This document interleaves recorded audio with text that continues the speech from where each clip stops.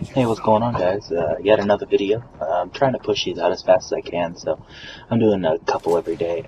This is a really good free-for-all on Solace, which is probably my favorite map so far. I pushed the snipe right here. I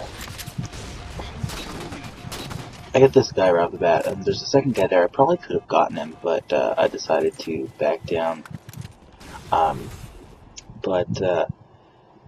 Basically, the way to play Solace is somewhat like a drift. You can be slightly more aggressive on a drift.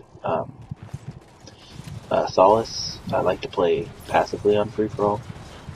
It's not as big as a drift, and it's a little bit more linear than a drift. A drift has a lot more hallways and little sneaky places. So I kind of like to just sit back and pick people off. I get some pretty cool kills in this video. I choke here. I could have gotten this guy, but nope. Assist. I kind of wanted to talk about the new consoles coming out, the PS4 and the Xbox One. Now, I know there's a big controversy over the used games being blocked. Right, watch this though. Perfect Ninja. And I just kind of wanted to throw in my 2 cents. I've seen a lot of people talking about it. A lot of big YouTubers are talking about it. And I just kind of wanted to throw in, you know, my thoughts on it. And I know a lot of people are complaining because the big one is now, yeah, you have to pay full price for games. You know, you can't get cheap games. And the other one is that you can't let your friends borrow your games. Now, I can see that being a problem. I don't let people borrow my games very often. My best friend in real life, not on Xbox, he's like the only person I let borrow my games. And then a couple other of my really close friends that I've known for years. But other than that, I don't let people borrow my games very often. So it's not a big deal for me, but I understand that that can be a big deal for other people. But I hate when people are calling Microsoft greedy for it, when in reality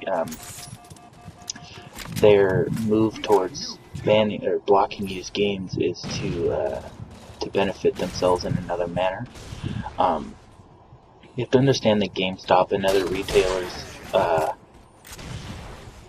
they kind of have a noose around publishers and developers' necks. For one, they make demands on these retailers and publishers and developers to include pre-order only DLC content, or else they won't stock their game. And that just kind of puts the stranglehold on the developers, and it makes them have to focus less on finishing the game and more on, you know, all this DLC content. A perfect example for me, in my opinion, would be Battlefield 3. Now, there was a lot of good things about Battlefield 3, but when it launched, it was broken. It was unfinished. The beta didn't help much. I don't know how I got that shot. It looked like it went around the corner. Nowadays, when I see betas for games, the betas are more about showing off the game instead of weeding out problems and issues. And it's evident in the Battlefield beta because, ooh, that was a nice quick scope. It's evident in the Battlefield beta because that game released, and even to this day, it is broken in a lot of ways. The shot registration's bad, sniping's bad, you know, spawns are bad. The whole private server thing is just a joke. But, you know, they had to get that DLC content down, and I think that takes a lot of time away from balancing the game and getting it to a point where it's ready for release.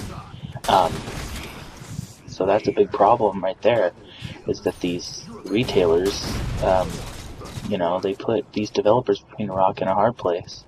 And then,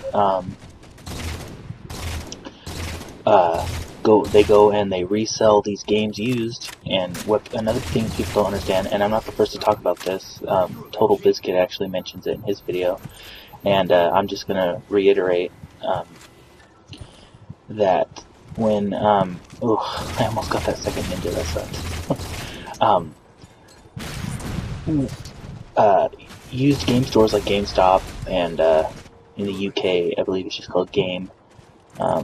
They push used sales over brand new sales, because when a store sells a sealed copy of the game, a brand new sealed copy, that was a bad DMR, or bad VR on my part. When a retailer sells a used copy, or a brand new copy rather, they only get a small percentage of the profit. So out of 60 bucks, you know, I would say they only make maybe $20 off of it, and the other 40 gets split between the publisher and the developer. Now, I'm not sure if that's the exact number. They might get less or more, but the bottom line is they don't get very much.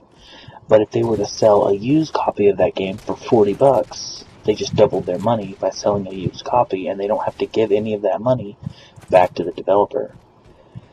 And now, I know that pays salaries and stuff like that, but that money also goes back into servers for the game, and it goes back into fixing balance issues and things like that. And, you know, there are some greedy companies out there, but you have to realize that there are still people out there that care about making good games, and when these used game stores are just, you know, leeching profits off of them by selling all these used games, it really does kind of make the games lose. Oh, that was a good stick. I give that guy props. It really does kind of make the games lose the fidelity in a lot of ways. But that's just my thoughts. This video's coming to a close here. Got maybe 30 seconds left. Or not 30 seconds, like a minute or so left. I'm dumb. But yeah, that's just my thoughts. Again, that's reiterated from something I saw on Total Biscuit's channel, so if you see him talk about it and then see my video, don't be like, oh, he steals from Total Biscuit. he is the one that mentioned it. And he makes a great point. He makes a very great point that money does go back into the developer's hands to better the game in some ways. But yeah, you know, there's not a whole lot you can do about it.